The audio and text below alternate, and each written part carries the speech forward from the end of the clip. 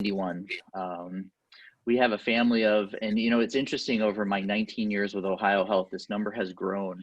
And I always have to go back and say, are you sure? So our family of over 30,000 associates, we represent a system of 12 hospitals. And Teresa, if you just advance one slide for me, if that'd be okay. And representing more than 200 ambulatory sites. And many don't realize we're much more than just a central Ohio healthcare system.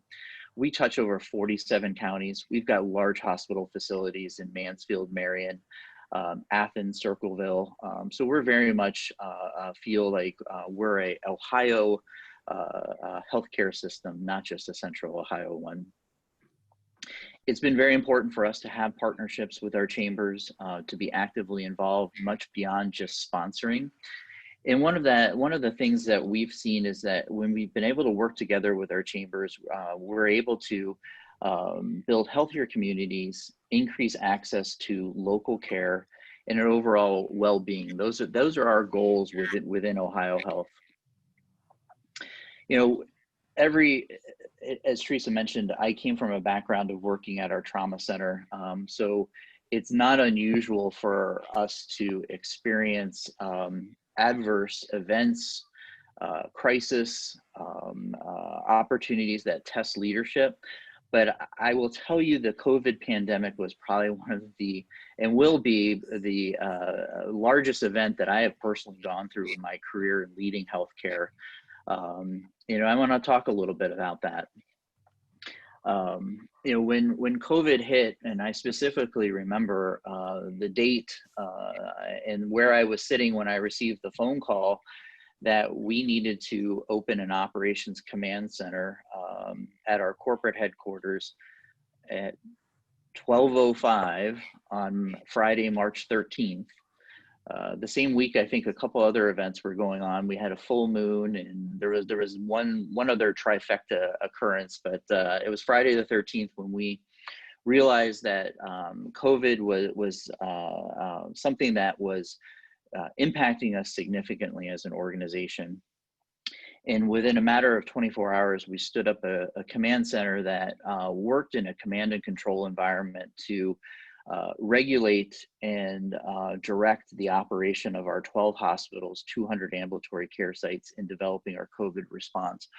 And our primary mission was to protect our associates while we were caring for the community and understanding how to do that across 30,000 associates. One of the things that we also took a lot of time and consideration is how we also supported our communities through that process. So we functioned with an operations command center for a period of 6 weeks, where we centralized all of our decision making. We managed through the crisis, the pandemic, specifically around how we acquired PPE, how we were able to support our community, and more importantly, how we were able to keep our associates safe. And one of the things I will tell you is we've had to date very few associates who have contracted COVID-19 through a patient exposure. What we have seen is most of our associates who have tested positive, which is still a very low number, was more of a community acquired from relationships or contact with family members outside of work. So I'm really proud of the extraordinary measures we've taken to keep our hospitals, patients, physicians, and associates safe. After we went through the stabilization and reaction to the COVID-19 pandemic, we started a process once we knew we had the personal protective equipment, as well as all of the policies and procedures in place, to shift gears into returning back to providing healthcare to the level that we were providing it pre-pandemic. Got to remember, when we actually, March 13th, by March 15th, our hospitals were half empty. We had canceled elective surgical procedures, imaging procedures. We were doing about 47% of our normal business within 2 to 3 days. It was that large of a shift. I know many of you experienced the same thing as you were going through your facilities and business and experience the same type of discontinuation or interruption of business services. We went through a process of rebuilding and back to business work, making sure that, there was a lot of people that were left behind during this COVID-19 pandemic, a lot of people who have a cardiac history or new onset of chest pain, who may have been uncomfortable going to one of our emergency departments or hospitals, concerned that they would contract COVID-19. So we realized this was a huge issue that we needed to make sure that we communicated and address with the community, because those patients untreated are just as detrimental to our communities as someone contracting COVID-19. So what I wanted to share with you a little bit today is the work we've done that highlights we're putting the safety of our patients first. And it's not only just our patients, it's our providers and it's our community. So if you wouldn't mind, Teresa, if we could share the video.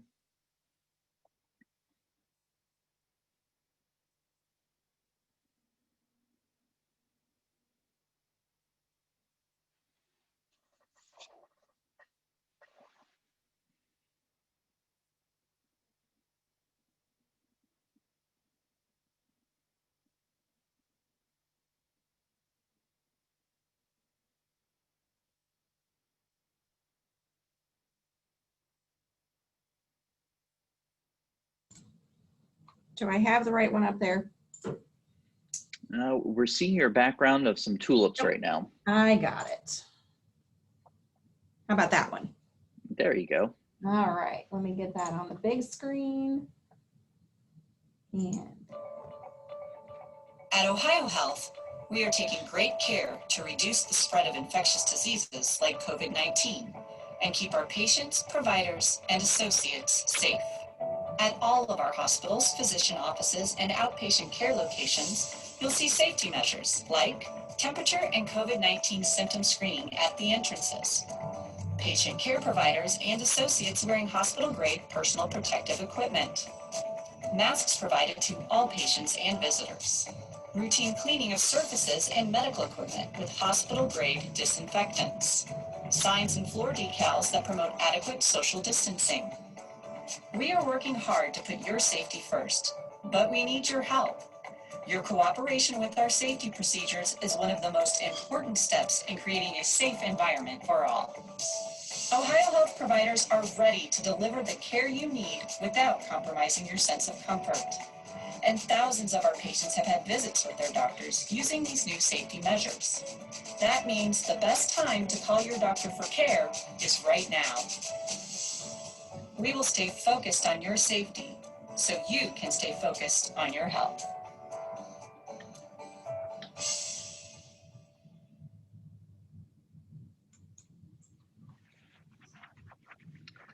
All right, thank you, Teresa, for running that. So that is part of our commitment to the community to provide a safe environment to deliver healthcare. It's been really important as we get back to providing healthcare that we allow the community to feel like they will be safe within our walls. It's interesting, you hear the nurses talk in our hospitals and they're like, their mantra is, we're much cleaner than the Walmart. And it's true. I mean, when you walk into the walls of a hospital, and I don't mean to downplay it with a joke like that, but the level of precaution and safety we're taking is unparalleled. And so we're seeing that, and patients are returning and they're getting the much needed healthcare that they've delayed. And that's really important to us.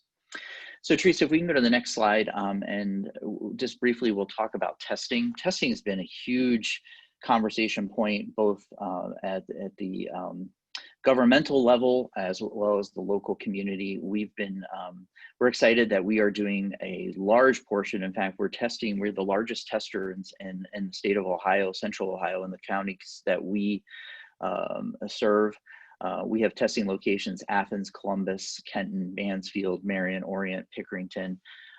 Many days we're doing well over 1,000 tests a day, providing results within a 24-hour period of time, which is really important to get that turnaround to patients' MyCharts. So We've also partnered, and this isn't just about our organization. This is about how we partner to serve a community. We've partnered with Mount Carmel, OSU, and the Columbus Public Health Department to offer even more testing options through our Columbus Public Health headquarters. That's been up and running for the last few months, and it's really provided an opportunity for patients who don't normally have access to healthcare to get tested and then follow up with the primary care. If you go to our next slide, I mentioned at the very beginning, over 30,000 associates. My gosh, what happened during the COVID-19? And, one of the things that I will say is, and I'm so proud of, is we were able to keep all 30,000 of our associates employed and receiving full-time hours. That was our commitment to them. So no furloughs, no hour reductions, no pay reductions. And in order to deliver on that huge commitment, we had to ask our associates to do something in return. And when we go through something, when we see our volume of surgery go from thousands of cases to 30 cases, we have a lot of associates who are being underutilized. So we started a process of what we called redeployment, where if they were willing to work with us, we would work with them. And what we found, and you see in these pictures here, we have nurses who are working at our mobile testing sites. We had nurses and staff who typically work in our operating rooms who were cross-trained to work in our ICUs. We actually had surgery nurses who got trained as environmental services, housekeepers, and helped us with the extra cleaning precautions. So what it showed and demonstrated was it was a all-for-one culture, and in that, under the guidance of our CEO, Dr. Stephen Markovich, we were able to keep a community, being the second largest employer in Central Ohio, keeping all 30,000 of our associates employed full-time, which I know is really important to all of you as part of our business community. If we go to the next slide for me. Other big part that I mentioned earlier is our commitment to sharing our resources with our businesses throughout Central Ohio and our region, through all 47 counties we represent. We've had over 4,000 opportunities to share specific content, develop content, and help with education to keep people employed, and employers out there in the marketplace, help them develop their protocols in order to keep themselves in business and keep their associates safe. So whether it's helping to develop virtual fitness programs, helping to develop protocols for if I'm sick, should I come to work? We've had these requests from schools in Marion all the way to large employers in Central Ohio like Huntington. So we've enjoyed that partnership, and we're glad that we've been able to deliver on that. These have been unprecedented times, and looking into the future, we're as unsure of where things will go as you are. What we are very confident of is we've developed the muscle to really understand our response to the COVID pandemic. And should we see a resurgence or a flare-up in critical care cases, we're well prepared. We've also been working through stabilizing our PPE access. Supply chain is still disrupted, but we have secured a large allotment of PPE that we've been able to keep on hand, and it's one of the reasons we've been able to get back to business. So I wanted to share a little bit of what's been going on with OhioHealth. What's going on in the future is we're going to continue to grow in our role to serve this community. We've weathered the storm. Financially, we're a strong organization, and we know that our ability to care for this community will continue uninterrupted. So with that, I wanted to open it up for questions. I am not able to see my chat box, so Teresa, I'm going to rely on somebody on the phone if there are any questions coming through that. So one of the questions that we had, honestly, that was kind of leading into this, and I don't know, I kind of shared this with Andy yesterday when we were talking. We've had the question come from the community, the business community, of how soon, and you may or may not have the answer to this, how soon will the rapid tests become more readily available for our community? What we're finding is that a lot of, if somebody thinks that they might have COVID-19, they're going to the doctor, they're getting tested, and it's taking anywhere from 2 to 7 days to get results. Is there any idea on how soon we will be able to see results quicker? So we're seeing more and more technology come online. So at OhioHealth, we do all of our testing here in Central Ohio in our own laboratories. We don't outsource. We do have some partnerships, but most of our testing is done here. And the way I explain this in my simple terms is we do 2 types of testing. We do PCR testing, which is if you go to one of our mobile testing sites, you get swabbed, it's sent to our lab, we get results back to your MyChart within 24 hours. You do need a provider note or a prescription for that, and there's certain criteria that is required. That criteria is either you're scheduled to have a procedure here at OhioHealth, you're having surgery, or you are an associate at OhioHealth and we need you to return back to work, or you've demonstrated symptoms and your provider is having you tested. Now, there is an algorithm that we follow that is tier-based.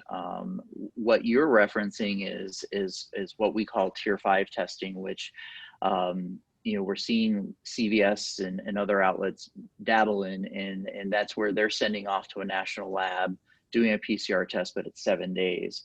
Where we are working is with our urgent cares is to provide access to rapid testing. And that's where currently in our emergency departments across Central Ohio, every one of our EDs has a rapid testing point of care lab system where we can give a result to a patient within 45 minutes.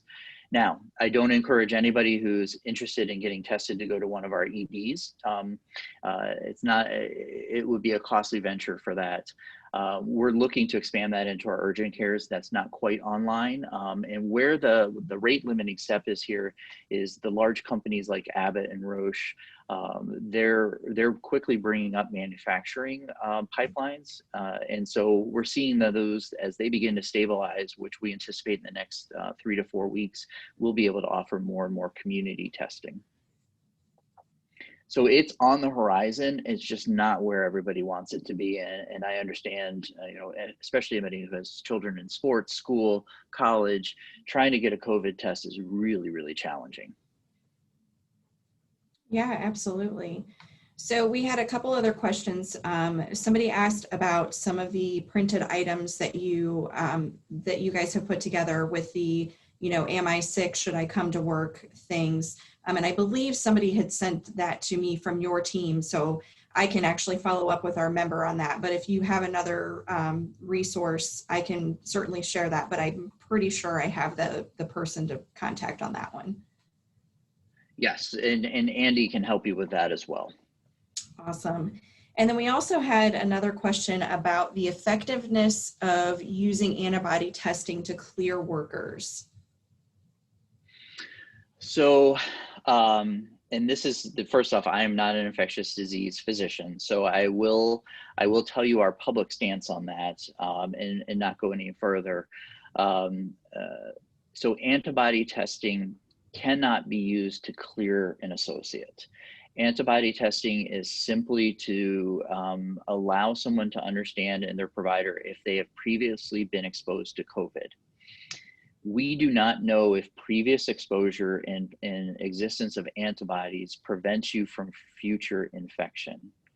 And the development of antibodies can take a period of time from when you actually were sick with COVID till you can test positive to antibodies. So it's not a good tool for any type of return to work screening.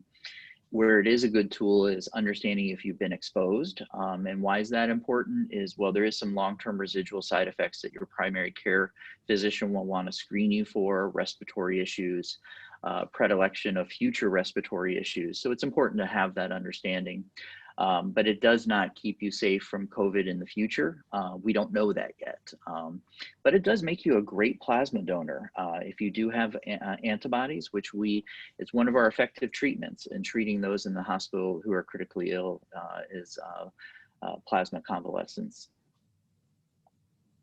Wonderful.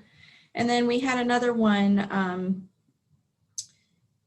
What is, if anything, is OhioHealth doing to help support the schools and getting kids, back to the classroom, education to kids about COVID-19, that type of thing? So across the region and Central Ohio, we have a very busy group of people who are athletic trainers, as well as medical directors who advise and serve in roles to our local school districts. Last count, I believe it's 41 school districts we support in that manner, that we are actively providing advice and counsel and sitting on school boards in an advisory role as many schools are transitioning back to classroom models, hybrid models, so they're able to work through that program. As well as our athletic trainers are also on site, have been educated on early signs and symptoms, and they're working with school health professionals on making sure that those students are screened as well. Wonderful.